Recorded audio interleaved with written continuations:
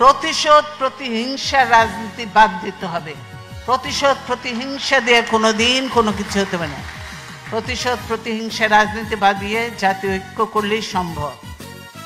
এখানে একটু আওয়ামী লীগ আর বিএনপির মধ্যে পার্থক্য। বিএনপি সবসময় জাতীয় ঐক্য প্রতিশোধ প্রতিহিংসার ঊর্ধ্বে সকল নিয়ে কাজ করতে চায়। এই হাসিনা আজকে দেশের এই অবস্থার জন্য সম্পূর্ণভাবে হাসিনা দায়ী। কারণ হাসিনা, এই যে আমি শ্রদ্ধার সঙ্গে স্মরণ করব, বিশিষ্ট সাংবাদিক ছিলেন, বিবিসি সংবাদদাতা ছিলেন সিরাজুর রহমান সাহেব, তাকে আমি শ্রদ্ধার সঙ্গে স্মরণ করছি।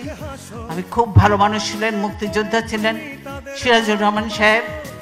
তিনি তার ইন্টারভিউ নিচ্ছিলেন এবং বলেছিলেন, আমি বাংলাদেশে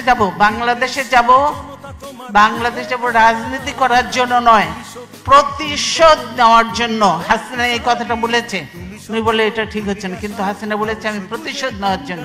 তাই আজকে প্রতিশোধ নিয়ে বাংলাদেশকে একদম খোকলা বানিয়ে দিয়ে, বাংলাদেশকে একদম ধ্বংস করে দিয়ে, সমস্ত প্রতিষ্ঠান ধ্বংস করে দিয়ে বাংলাদেশকে তলাবিহীন ঝুড়ি বানিয়েছিল।